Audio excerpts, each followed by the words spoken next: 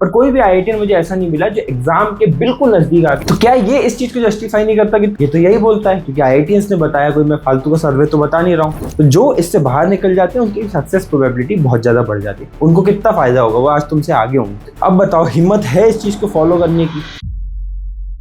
मेरे 15 IITian friends के साथ मैंने एक सर्वे किया और बहुत इंटरेस्टिंग रिजल्ट आया, आपके लिए बहुत शॉकिंग होगा। मैंने उनसे सिंपल पूछा कि जब तू क्लास 12 तक पहुंचा था, जब तेरे एग्जाम को 7-8 महीने बचे थे, कितने तेरे पास बैकलॉग्स थे? हर आईआईटीएन दोस्त को ये सिंपल मैसेज भेजा। सारे आईआईटीज में जो भी मेरे दोस्त थे, कुछ मेरे स्टूडेंट्स थे जिनको मैंने गाइड किया था, शॉकिंगली सिर्फ 1 आउट ऑफ 15 ने बोला कि मेरे पास तब भी बैकलॉग्स थे। बाकी सब ने यही बोला कि भाई मेरे पास बैकलॉग्स नहीं थे। फिर जब उनसे कन्वर्सेशन और की, बहुतों ने बोला 11th में बैकलॉग्स थे, लेकिन बाद में कंप्लीट कर लिए। बहुतों ने बोला कि 12th के फर्स्ट फ्यू मंथ्स में बैकलॉग्स कवर कर लिए। पर कोई भी आईआईटीएन मुझे ऐसा नहीं मिला जो एग्जाम के बिल्कुल नजदीक आके बैकलॉग के साथ आईआईटी पहुंचा। तो क्या ये इस चीज को जस्टिफाई नहीं करता कि तुम तुम्हारी प्रिपरेशन से सिर्फ बैकलॉग्स को भी हटा लोगे तो तुम्हारी probability of getting success, getting IIT, वो जो टैग तुम्हारा सपना है, वो बहुत ज्यादा बढ़ जाएगा। ये तो यही बोलता है, क्योंकि आईआईटीएंस ने बताया, कोई मैं फालतू का सर्वे तो बता नहीं रहा हूँ। एंड एज एन आईआईटीएन मेरा भी यही मानना है कि अगर तुम सिर्फ इस एक बैकलॉग्स पे भी वर्क कर लोगे ना, तुम्हारी सक्सेस बहुत ज्यादा बढ़ जाएगी। बिकॉज आज के समय पे 70-80% जेईई एस्पिरेंट्स का बैकलॉग है। तो जो इससे बाहर निकल जाते हैं उनकी सक्सेस प्रोबेबिलिटी बहुत ज्यादा बढ़ जाती है। रिसेंटली कमेंट सेक्शन में, इंस्टाग्राम पे, डीएम्स में बहुत जगह मुझे सिर्फ एक ही चीज पता चल रही है कि भैया बैकलॉग्स रिमूव करने का तरीका बता दो, हमारे पास बहुत ज्यादा बैकलॉग्स हैं। अभी समय रहते हुए अगर हमने ये बैकलॉग्स को कवर नहीं किया तो बहुत ज्यादा चांसेस है कि हमारा 11th वेस्ट हो जाएगा। और एक चीज की गारंटी है कि 11th वेस्टेड के साथ आईआईटी निकालना बहुत डिफिकल्ट हो जाता है। ठीक है, तो मुझे ही देखोगे कुछ महीने बाद तुम्हारे लिए कोई स्ट्रेटेजी बनाते हुए कि 11th वेस्टेड को आप कैसे संभाल सकते हैं। जिन बच्चों ने दिवाली की वीडियो देख के इंप्लीमेंट कर ली होगी कि दिवाली वीडियोस में बैकलॉग्स को कैसे क्लियर करना है, उनको कितना फायदा होगा, वो आज तुमसे आगे होंगे। तो इसको अपनी लास्ट वीडियो समझना बैकलॉग्स को क्लियर करने के लिए। तो स्टार्ट करते हैं वीडियो को, how to kill backlogs like no one else. And इसकी मैं गारंटी ले रहा हूँ कि तुमने अगर ये टिप्स फॉलो की तो बैकलॉग्स क्लियर होने लगेंगी। 21 दिन का चैलेंज मैं आपसे प्रॉमिस मांग, 21 डेज नो बैकलॉग चैलेंज। 21 दिन में नो बैकलॉग, कमेंट में लिखो एंड इस चैलेंज को एक्सेप्ट करो। कमेंट में लिखो भैया चैलेंज एक्सेप्टेड। 21 डेज का चैलेंज है, सिर्फ 21 डेज का। इसमें इफेक्टिवली 50 से 60% तक आपकी पूरी बैकलॉग्स रिड्यूस हो जाएंगी। मैं ये लिख के देता हूँ, फिर आपको तरीका भी पता चल जाएगा, 100% भी रिमूव हो जाएंगे। चैलेंज एक्सेप्टेड, ये लिखना ही लिखना है। 21 डेज चैलेंज जो बता रहा हूँ वो पूरा फॉलो करना है next 21 days, because this is the last moment to get your dream IIT. इसके बाद कॉम्प्रोमाइजेस शुरू हो जाएंगे, इसकी मैं गारंटी लेता हूँ। तो 21 डेज चैलेंज एक्सेप्टेड। अब करना क्या है? सबसे पहले तो सब्सक्राइब करना है। भाई तुम सब्सक्राइब नहीं करते हो, मेरी टीम मुझे गाली मारती है। सब्सक्राइब करो, बहुत सारे कंटेंट प्लान्ड है। लाइव सीरीज हम शुरू कर रहे हैं 11th क्लास के बच्चों के लिए, 12th क्लास के बच्चों के लिए हम लाइव स्प्रिंट भी शुरू कर रहे हैं। बहुत कुछ आने वाला है, सब्सक्राइब कर लो, एक मोटिवेशन बना रहेगा।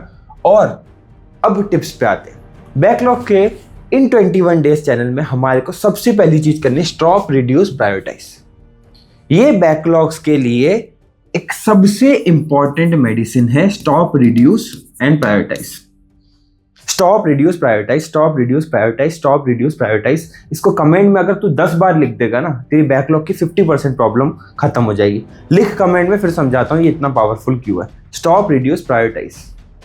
अब देखो समझो, बैकलॉग्स मतलब क्या है। अगर हम एग्जाम्पल लेते हैं, मान लेते हैं किसी का 60 लेक्चर्स का बैकलॉग है, तो ये बैकलॉग्स को 0 तक टेंड कराने के लिए हमें क्या करना होता है? 3 ही तो चीजें करनी होती है।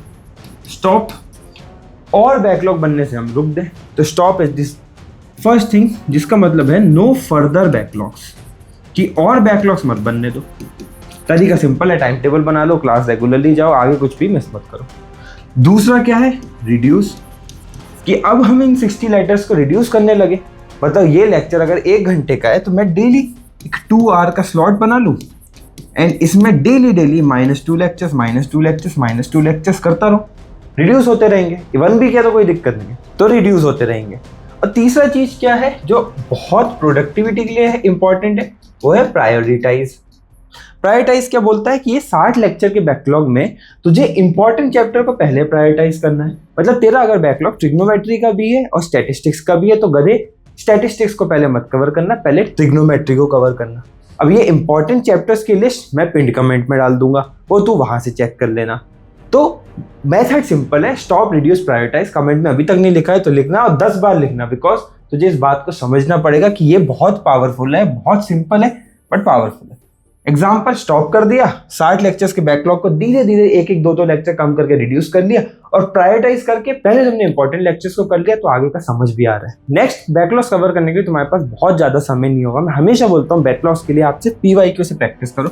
मुझे ओसवाल बुक्स के PYQ सबसे ज्यादा रेलिवेंट लगते हैं, और इसमें अभी आपको अप टू 50% डिस्काउंट मिल रहा है। 40% एग्जिस्टिंग डिस्काउंट में अगर आप यस 10 कूपन कोड यूज करते हो तो 10% एडिशनल डिस्काउंट हो जाएगा। लिंक आपके डिस्क्रिप्शन में है, अमेजॉन से भी बाय कर सकते हो, वेबसाइट से बाय करोगे तो ये कूपन लगेगा। प्लीज, अच्छी अपॉर्चुनिटी लगी इसलिए आपको बता दिया। आगे बढ़ते हैं कि इम्प्लीमेंटेशन कैसे होगा। ये इम्प्लीमेंटेशन होता है मॉर्निंग नाइट ब्लॉक में। क्या मतलब है कि आपको मॉर्निंग और नाइट को ब्लॉक करना पड़ता है आपके बैकलॉग्स के लिए। तो अगर आप स्कूल गोइंग स्टूडेंट नहीं है, आपके पास स्कूल नहीं है, आप डमी स्कूल कर रहे हो, तो आप मॉर्निंग ब्लॉक करो। मतलब फिर आपका टाइम टेबल कैसा होगा कि आप मॉर्निंग में उठोगे, आप बैकलॉग को एक ब्लॉक दोगे 2 आवर्स का, 3 आवर्स का हो जाए तो बहुत बढ़िया। फिर आप अपने कोचिंग जाओगे और फिर आप रेगुलर अपना दिन चलाते रहोगे।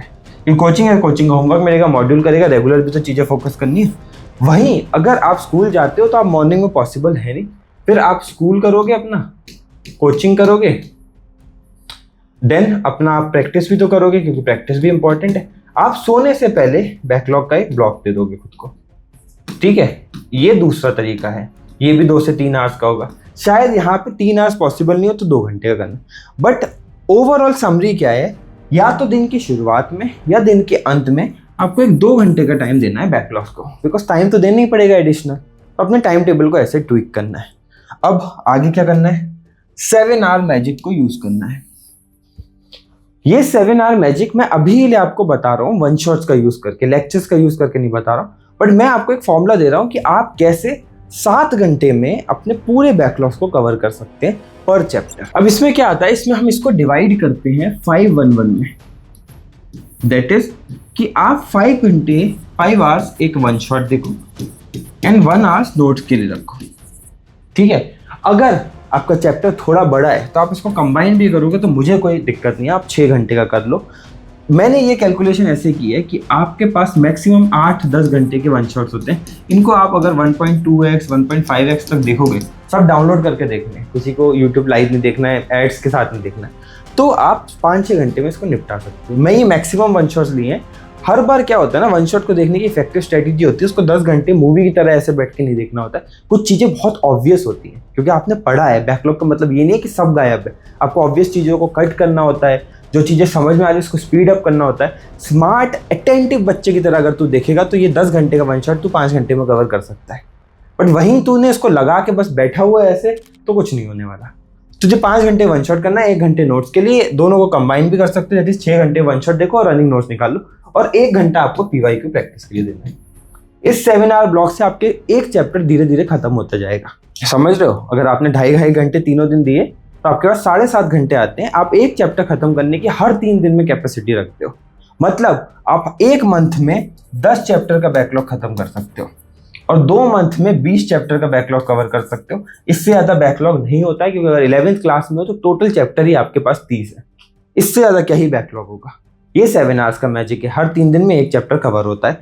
एंड बाद में आप रिवीजन में लेक्चर्स भी देख सकते हैं, कुछ भी कर सकते हैं, बट ये तरीके से मैं इंश्योर करता हूँ कि दिसंबर या फिर जनवरी मिड तक सारे बैकलॉग्स कवर हो जाएंगे इस मेथोलॉजी से। अब बताओ, हिम्मत है इस चीज़ को फॉलो करने की? सिंपल से टिप है, अगर आप देखोगे तो कोई भी बैकलॉग्स को क्लियर कर सकता है, बट बैकलॉग क्लियर करना जितना डिफिकल्ट नहीं है उतना इस चीज़ का आइडिया लेना है कि बैकलॉग क्लियर हो सकते हैं। करना ही नहीं है, स्टॉप, रिड्यूस, प्रायोरिटाइज करना है। इससे आपकी चीज़ें सुधरने लगेंगी। इसको आपको बेसिकली ब्लॉक्स में डिवाइड कर लेना है डेली के, और इसको आपको 7 आवर स्प्रिंट्स देते रहना है। छू हो जाएंगी बैकलॉग, छू, पता भी नहीं चलेगा। रिड्यूस कर दी, स्टॉप कर ली, प्रायोरिटाइज कर ली। जो चैप्टर प्रायोरिटाइज किए उसको डेली के 2-2, 2.5 घंटे के ब्लॉक में डिवाइड करना है। हर 3 दिन जब ऐसे ब्लॉक करोगे तो 7 आवर की विंडो आपकी बन जाएगी, एक चैप्टर खत्म हो जाएगा। 20 चैप्टर बैकलॉग है, 19 हो जाएंगे, 18 हो जाएंगे, 17 हो जाएंगे, आपको कॉन्फिडेंस बिल्डअप होने लगेगा। अब ले सकते हो, हिम्मत है 21 दिन के चैलेंज लेने की? अगर है तो लिखना कमेंट में I accept the challenge, and साथ ही साथ सब्सक्राइब जरूर कर लेना, बिकॉज ऐसा एक्सपीरियंस ओरिएंटेड ज्ञान सिर्फ यहाँ पे मिलेगा। और मिलते हैं अगली वीडियो में। Till then keep working hard.